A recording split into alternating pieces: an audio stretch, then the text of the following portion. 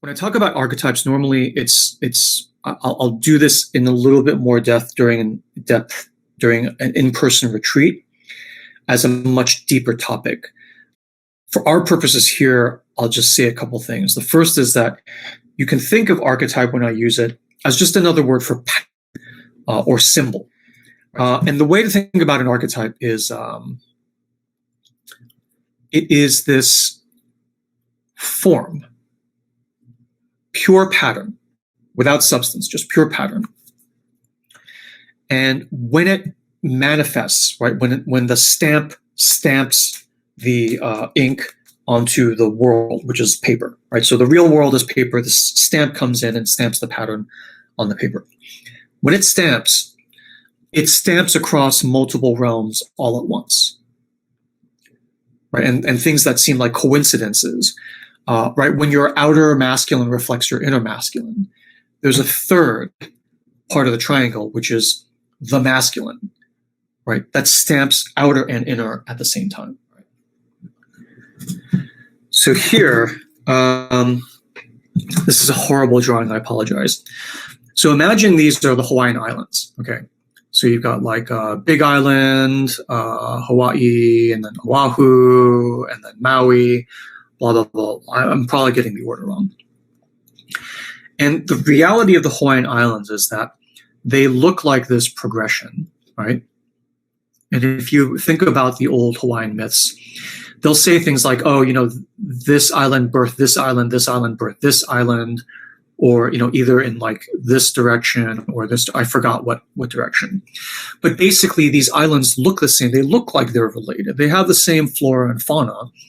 And it's natural to have myths that come that says these are like parents and children. These islands are all related, and one caused the other because they look so alike and they show up in sequence.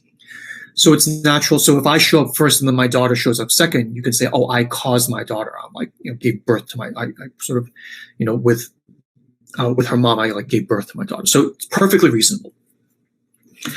The reality of the Hawaiian Islands or any archipelago, any chain of islands, is that underneath the ocean, right, is this volcanic vent, right?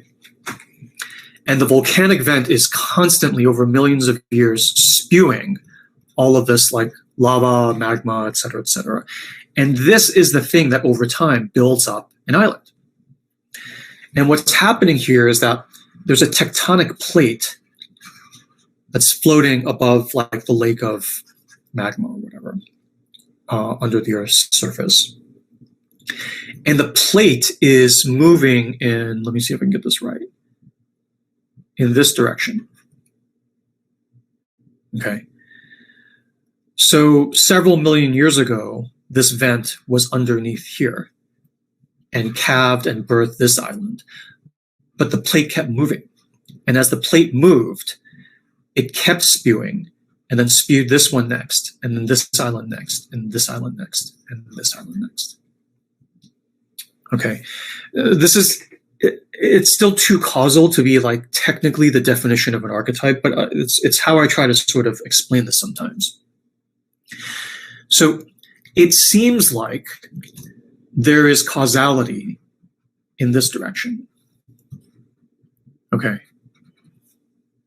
Because they look alike, one seems to like follow from the other. Why wouldn't it be? But it's miraculous because you can't explain the causality. So you're like, oh, it's synchronicity. It's all these different things. The reality is that there is causality, but it doesn't go in this direction. It goes in this direction. Okay.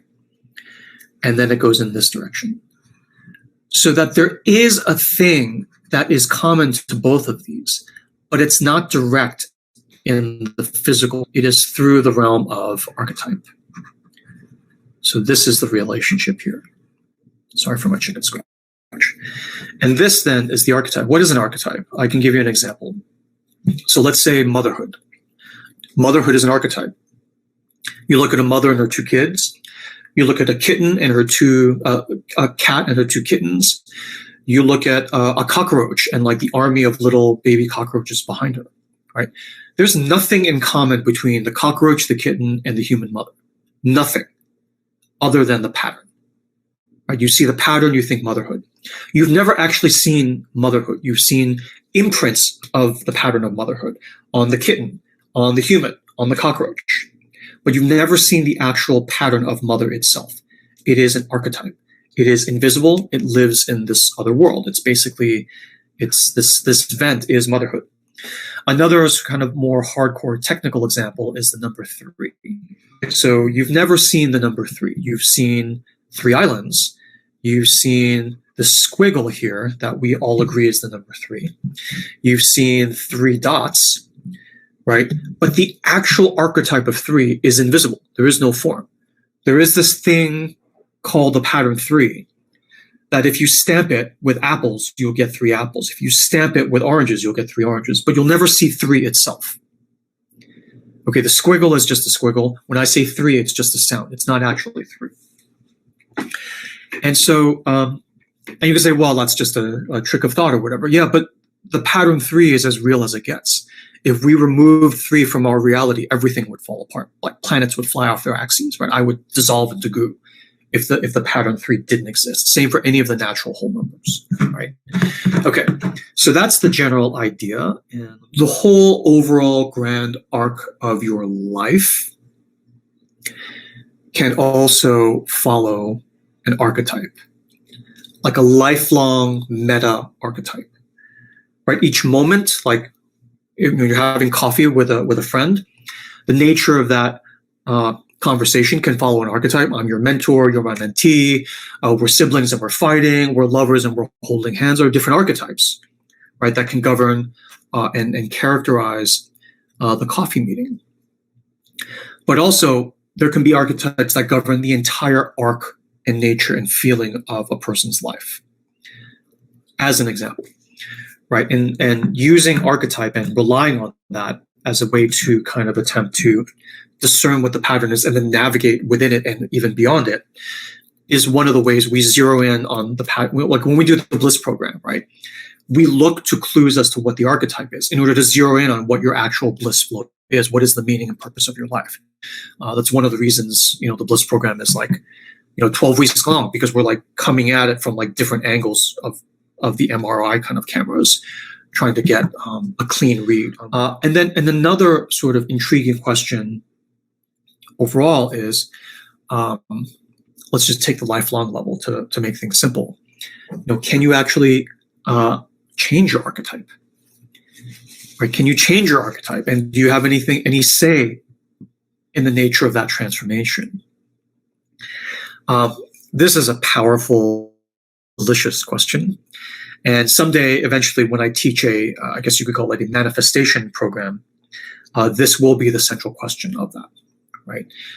Because manifesting, what people call manifesting, isn't just saying what you want over and over again. It's figuring out what the overall archetype is. So you know which levers to pull to make something come out of the chute, right? If you want an apple to come out of the chute, you understand the archetype.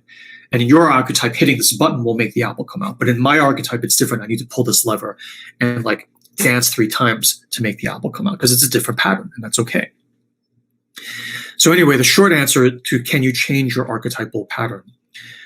The short answer is yes, locally, if globally it is in the service of your bliss. So you have an overall flow of archetype, which your birth and your death are a part of the larger pattern. Within that pattern, you can absolutely navigate across archetypes. Can you change the archetype within which you find yourself? That's kind of a, I don't know, that's kind of a maybe. That's kind of a maybe. That's kind of a maybe. It's kind of like asking, can I change the archetype of acorn? And it's like, well, you can't really change it to a coconut. It is an acorn, but when you inhabit it and water it, it will start to, moisten and explode and eventually become this oak tree. So you're changing it at that point, but can you get out of that flow of acorn or oak tree into coconut to coconut tree? I don't know. The feeling is no, but the feeling is also like, even if you could force it, why would you want to, right? That's kind of a larger question. I mean, changing the flow you're in would be like asking, can we change gravity? And it's like, even if you could, on what basis would you change gravity? Once you change gravity, everything you know changes. So all bets are off. Right? You have no idea if you're going to like the result of like messing with gravity or messing with the number 3. It's too foundational. So in other words, for me, there is an intrinsic pattern to reality, obviously. And the more you follow the natural grain of the wood, of the flow of reality, the more power your actions will tend to have. We talk about this more in the Bliss program, right? Where it's like when you're swimming in a fast-moving river and you swim in the direction of the current, you look like you're flying, right? You're faster than any Olympian. You're faster than the speedboat, practically. And so it's that when you flow in a certain direction in your life with your bliss, and this, with a sort of flow of your archetype, which can be circumambulatory, but if you discern the pattern, you know when to turn, you know when to dodge and twist, right? You look like you're flying, right? And you almost like co-opt the power of the flow. And it's not clear, are you doing its bidding or is it doing your bidding? It's unclear at any given moment. Because you're so tightly woven with the pattern of your flow.